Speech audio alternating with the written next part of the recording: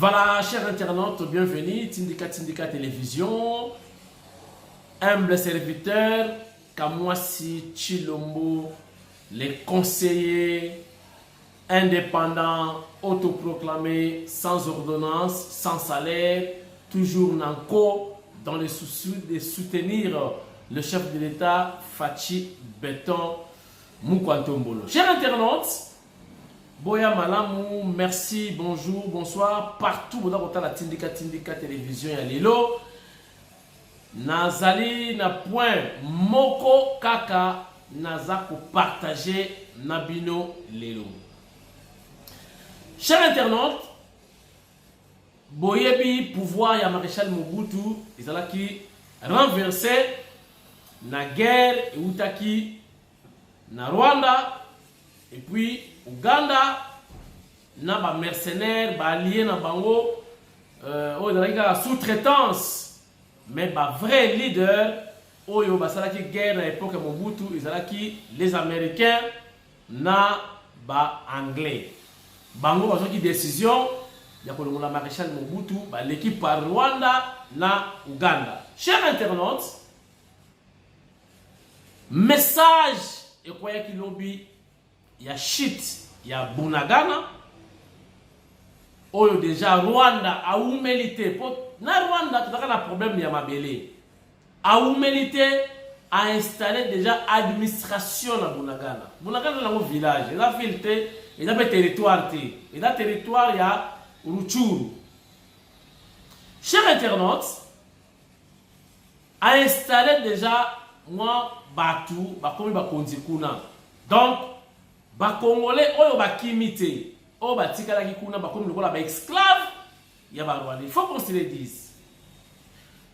Mais mingi pe bakimi batiki mboka pour être échange de tirs ezalaki réel entre FRDC na Barwandais basangani na M23 basangani na quelques Ougandais.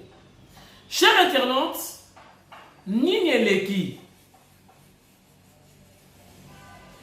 basoda na biso babundi balemba kipe po baza batu wana dimanche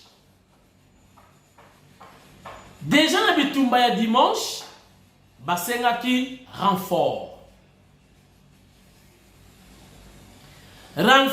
basengi wapi na Kisasa ba renforcer bango par rapport à effectif sur le terrain, Bazalaki Mingiti. Parce que Rwanda a renforcé déjà 500 hommes. Bakissa M23, Bakissa quelques Ougandais, selon l'information, d'abord prêter main forte dans le Rwanda.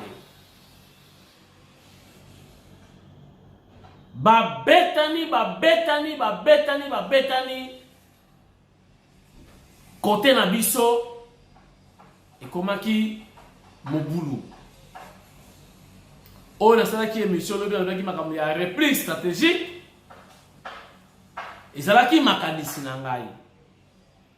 Mais ça qui reprise stratégique te. Et ça qui n'est moins na bendana.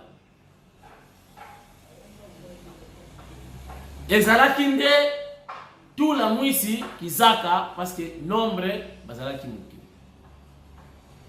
Chers internautes, tu dois évoluer dans ma solo oyo. Mais entre-temps, Toyo Kanan communiqué oyo eutaki na FRDC et après tozongi boyoka ba révélation na kopesa bino na émission ya lelo. Mais toujours dans les soucis, il y a sa chef de l'État, le commandant suprême. Et puis, on a dit na obligation ou devoir, il y a qu'on protéger intégrité territoriale. Parce que Mokonza Mboka a ses droits, a ses devoirs également. Chers internautes, de respirer, toyoka communiqué ya FRDC tozonga tokoba émission spéciale Bunagana ya lelo. Regardez. Les forces armées de la République démocratique du Congo informent l'opinion en général et la population du Nord Kivu en particulier que depuis plus de 2 jours, les terroristes du M23 soutenus par les forces de défense du Rwanda, RDF, ont mené des attaques sans succès contre les positions des FARDC à Bigega 1 et 2, Bugusa et Prémidis. Déterminés à défendre l'intégrité du pays, les forces loyalistes ont mis en déroute ces criminels tout en leur infligeant des pertes énormes. Après avoir constaté d'énormes revers subis par leurs protégés sur le terrain, les forces de défense du Rwanda ont, cette fois et à découvert, décidé de violer l'intangibilité de notre frontière et l'intégrité de notre territoire en occupant la cité frontalière de Bunagana ce lundi 13 juin 2022 aux environs de 7 heures locales du matin. Ce qui constitue ni plus ni moins une invasion de la RDC et les forces armées de la République démocratique du Congo tireront toutes les conséquences qui s'imposent et défendront la patrie. Les forces armées de la République démocratique du Congo, tout en exhortant la population à la vigilance, lui demandent de lui faire confiance, de ne pas céder à la panique, à la peur et à la désolation. Qu'elle se souvienne de ce qui s'est passé en 2013 sur les mêmes acteurs et les mêmes environnements. Toutes les dispositions sont mises en place pour la reprise en main de la situation. Voilà, nous sommes de retour sur ce plateau mobile de Tindika Télévision, chers internautes. Vous savez, information, il y a vrai, tout comme fausses informations, ils ont circulé, ils ont partagé, ils ont fait bino. Bino, ils ont consommé. Mais il faut faire très attention, biso, tous allez panzi ça. Nous avons l'expertise. Nous avons également plusieurs sources autour de l'information. Mais il n'y a pas que l'information de la Tindika, ils ont pas vraie information. Chers internautes, likambo ezaliawa eza likambo yaba effectif. Po minduki na bombe la binote ngai naza témoin.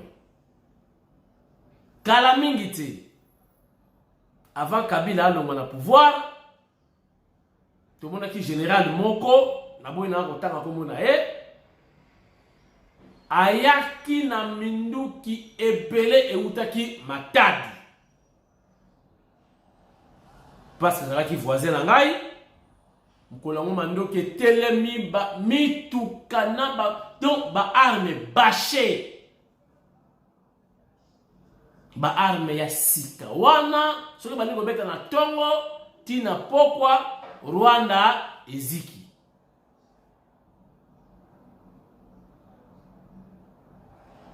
Minduki wana eza wapi? Ba Rwanda bako fuka pa na biso te. Andeora minduki oyo Kabila le père zalaki na andeora minduki oyo Mobutu atikaki na minduki oyo Joseph asombaki. Et donc je disais, ezali solo ya effectif. FRDC aza makasi. Abundi na armée ougandaise, abundi na armée rwandaise, abundi na M23. Mais na effectif nini? Babetani bakoki te. Effectivement, FRDC, tout le monde s'est dit. Bakende ki bake kobima na Uganda. Bakomi na Uganda, bayambi bango lisusu, et pourtant ba Ugandais bato ba beti Bunagana. Ba Ugandais wana ezali mwana ya Museveni. Museveni na mwana moko aza officier. Yende asimbaki masolo babetaki kati na Kagame bakwe isi Bunagana. Tango FRDC aki kokoma na Uganda, et c'est une vraie information. Bakomi na Uganda, bakuti basoda Ugandais na frontière eska bakimaki bayambi bango. Boyebi neleki bake kuta banzungu ya madesu na fufu basi balambaki banana butu. C'est comme si baneko zela bango ba okimila nzela wana po nzela musu ezalaki te. Bayambi bango, ba désarmer bango, ba pesi bango fufu na madesu. Certains militaires baliaki, ba mususu ba boyaki na bango kolia, mais bazui kaka bakomi na nzela ba boaki ba damage wana. Tant ba désarmer bango, armée ougandaise ba ebisi bango boye. To désarmer bino parce que ba arme boza nango boko ko tenir nango na mboka mopaya te. Mais to ozong sa ba arme na bino bozonga na bino na RDC.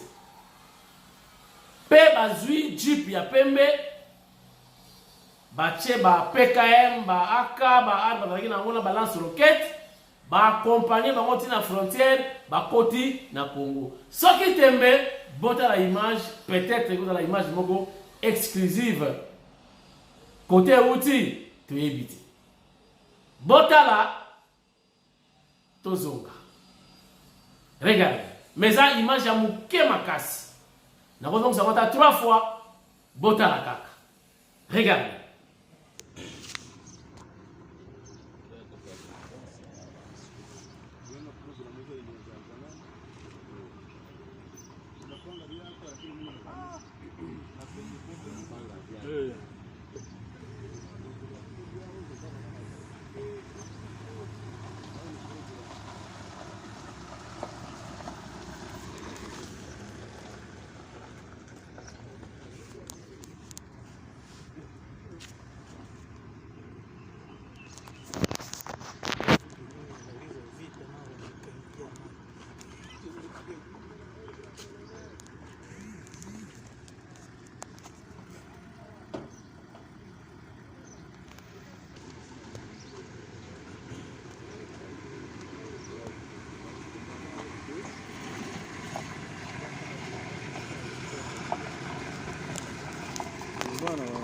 Askari wetu nao wako na shika.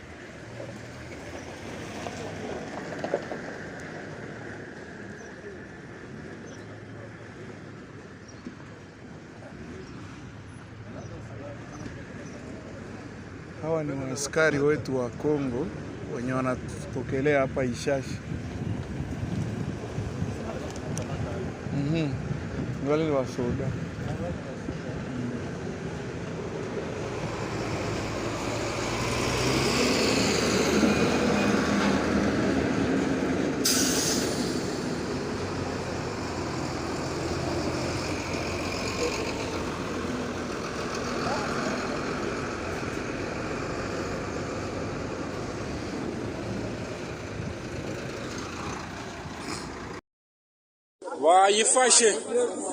Wayifashe sha wayifashe reba uri yashira ukuntu ari kurira ku mbunda uri inyuma kuyinyuma. Iyi ni 14 sha babakuyemo sha babakuyemo bari kurira sha.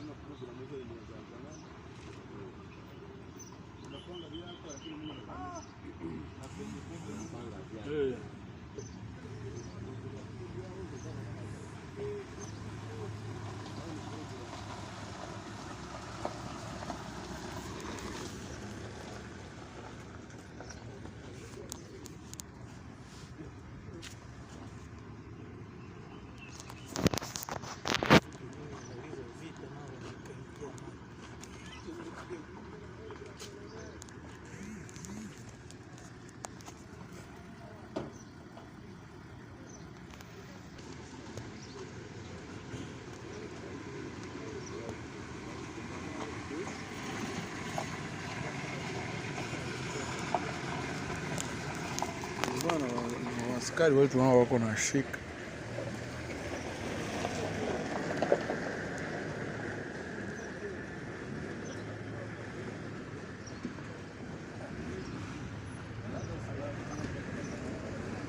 Hawa ni maaskari wetu wa Kongo wenye wanatupokelea hapa Ishashi. Wale ni wasoda.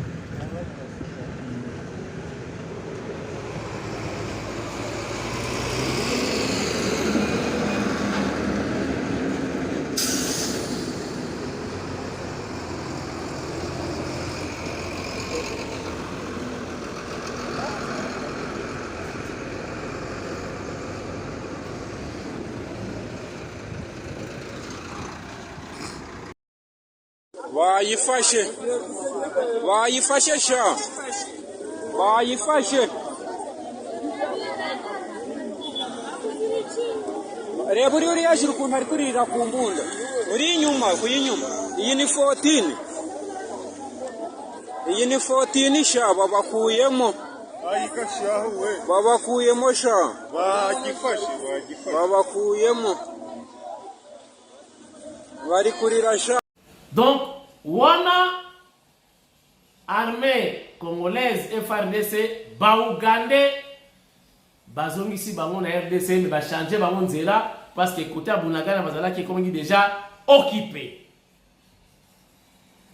Mais comment Ouganda alakisi biso kala ina sima ya Fachi?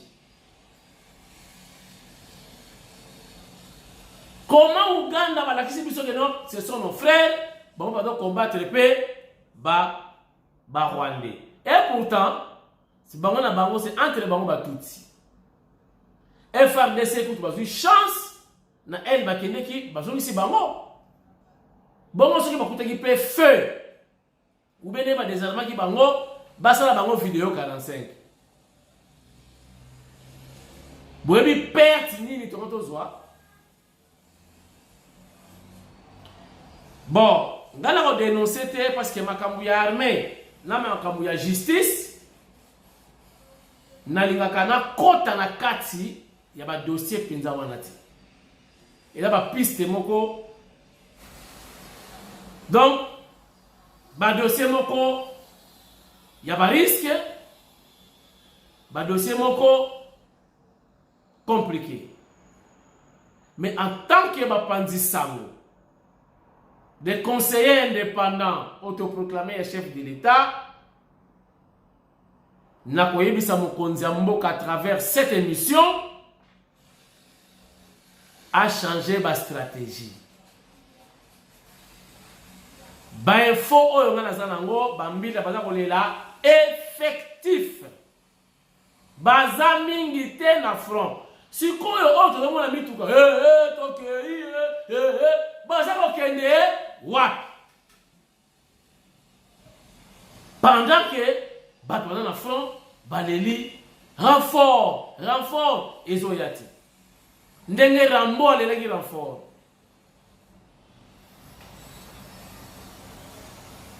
Mokonzi ya Mboka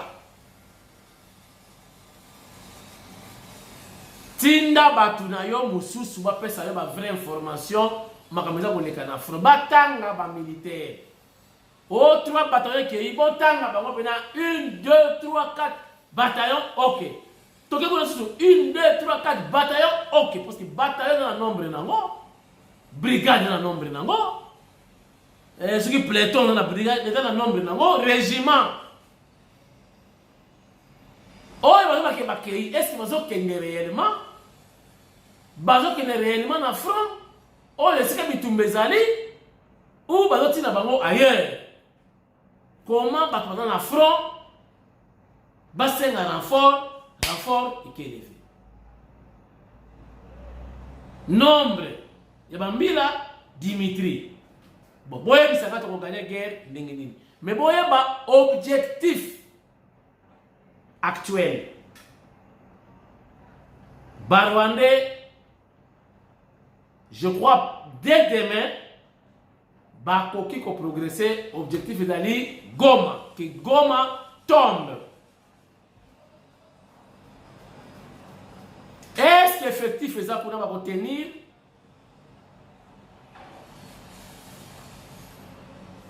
Soki Goma est tombé, ils ont maman na victoire na Rwanda et vous avez maman na humiliation. Il y a pays, nation. Et vous avez le coup là, Kacher Mouka Mouké a bêté dingwe. Chef de l'État. Si possible, c'est le moment où la Goma dans le comité. S'il faut qu'on s'engage un renfort, intervention à Libanda, pour un nombre de Goyebana. Bon, on peut que va t 1000 militaires, 1000 militaires. Pour y abisso, on dirait Mayuya Izali. Imaginez, ma deux soit personne sur la Ouganda et dans la poison.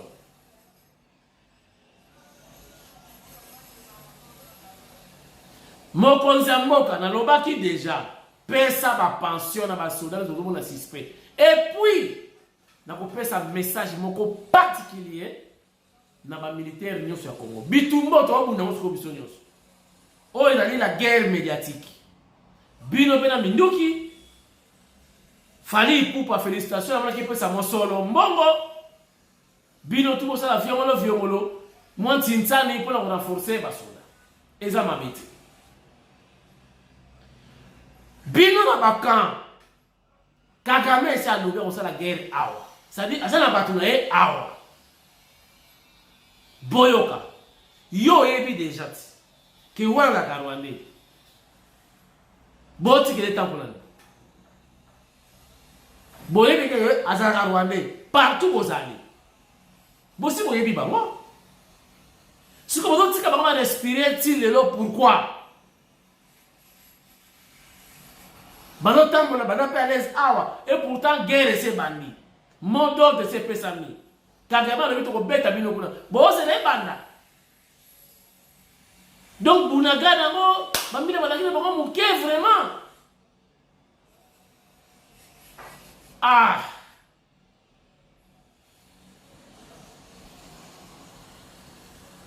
Maratro hein.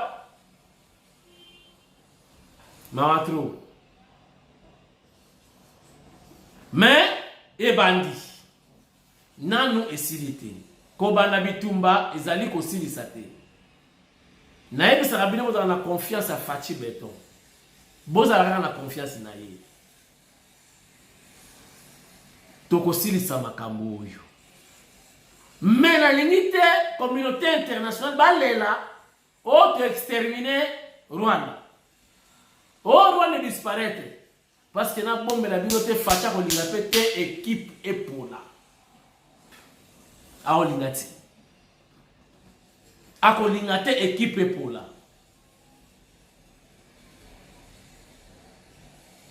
Topé ça est, to ça la confiance.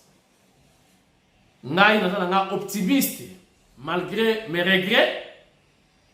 Regrets na ngezali ndenge Bunagana est tombé. Batouan te ba linga Congo Kagame linga mabele a tiena na batukuna ba dirigeant administration evandi. Bon moi ba idée na ya ngwana. Na lo barango chaque fois. Alingi azwa mabele. Azala makasi kobanda eza bosuki sati. Abandi kusuka toyebi to kusuka ndeni. Même konza mboka information na nga ya mwana. Tala kaka bokon tala kaka. Et puis le moment oyo nde ba moment ba konzi ya mapinga basala ka pe ba copie ya danger. Achat ya ba arme, achat ya ba tennis, damage, tout ça. Copie ça na mingi sika pe ba konzebele arme ba benda ka pena likonda. Donc faut penza lisu likolo ya lisu.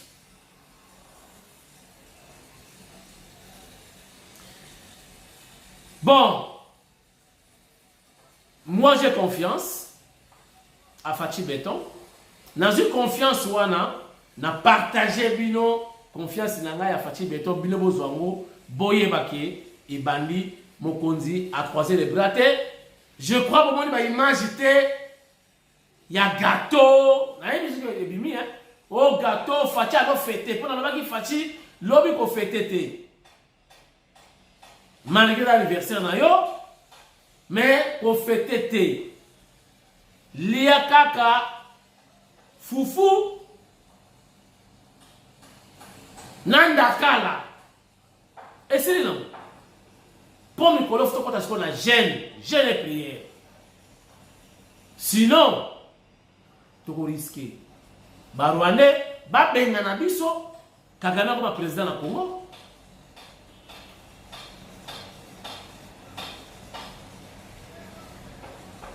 Fachi Béton, cause la terre va pousser là bas comme un Goma. Ce Goma est tombé, tâche comme difficile. Mieux vaut prévenir que guérir. Naloba makambo yo banda, naloba makambo banaka. Est-ce que nombre de soldats oyo baza kuna na Bunagana, chef de l'État, aux a vraie information? Tala ni wa pupuli biso. Ba Ougandais, na ba Rwandais, na M23. Chers internautes, ngai lelo na sukisi na ngai ya. Na sukisi awa lelo. Ben information ezo ko ela ngaka. Soki kwa ili sus na partager na bino. Pour l'intérêt général. Merci beaucoup. Na yoki ba ndeko mona sepelaki makasi ba diaspora. Ba ndeko na libanda ya Congo, ba lobi ba sala pendenge ba ikrendi ba ko sala. Bazo zonga na mboka pona ko bunda.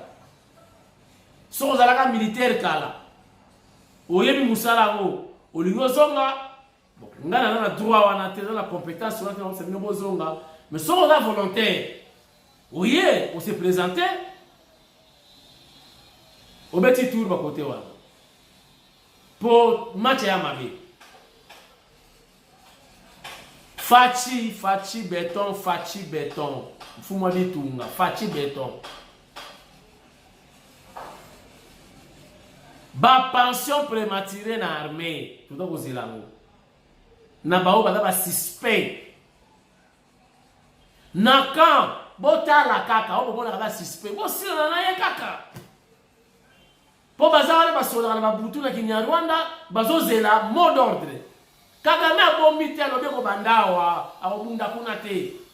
Siko ni he wan pese biso to kote la to beta ipe kuna. So akoti ba koti wana biso to contourner to koti kuna. Awa moto kuna be moto. To kufi bakufi. Est-ce que c'est impossible? Bakonza mapinga. C'est impossible. Comment moi la mukende moi na fa beta biso to lelipe.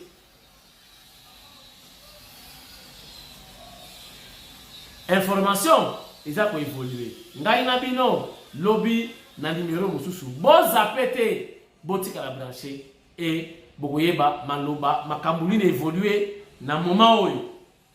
Mais na ebisi bino ke na minute oyo information za nango ke na côté ya Bunagana et na la stand by ba massa ba replier. Donc Rwanda a progressé. Soka a forcé, a coûté résistance. Objectif Goma. Voilà, toche maboko wapi. Merci beaucoup. Information on a lingi ça là-bas fait émission. Toyo Kasango qui te récupérer Bunagana. Et ça impossibilité. Merci et à demain. Goodbye. Communiqué, il y a M23. Molongo, il y a M23. Tout ça, koyebisa na baimboka ya Congo, pe bayi molongo que mapinga na biso ya armée révolutionnaire congolaise et s'il kozwa mboka ya Bunagana. Utalobi mokolo ya zomi na misato sanza ya motoba mobu eye.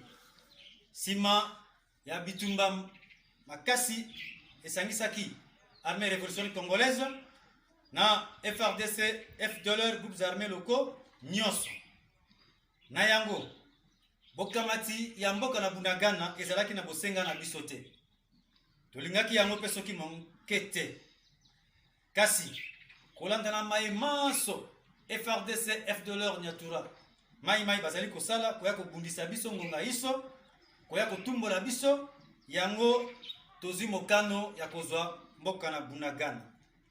Poete tango bazali kobundisa biso population bazali kokima na bamdako na bango. Bazali kokende na wamboka misusu. Makambo maye ezali kosepelisa biso soki mokete. Poete tango nyoso FRDC bazali kobeta mandoki minene. Na population ezali kobanga mandoki mana pe bazali kokima. Na yango tolobi ete tozali kosenga na mbulamatari ya Congo tovanda na mesa moko. To solola bayebi bosengi na biso mambi mayo nyonso toyokanaki tovanda to solola po ete biso nyonso tozali baimboka ya Congo. Yenge bene ndenge batoma ya mokonzi balobaki na mboka na Nairobi na mokolo wa mwambe sanza ya mine mobumo eye na mboka Nairobi toyeba na kosilisa matata nyonso kati na biso na mbulamatari ya Congo na bopete nyonso pe na kimia. Na yango tozali koloba makambo mai ezali lokola tozali kobwaka mbela pe tozali koloba tozwi mokano soki FRDC FDLR na ba groupe armé misusu baye kotumbola biso to baye kosala mambi mai longo banite esika biso tozali tolobi ete tokondima mambi mana soki mokete. Toboyi mambi mana tolingi population parce tozali evanda na kimia iso.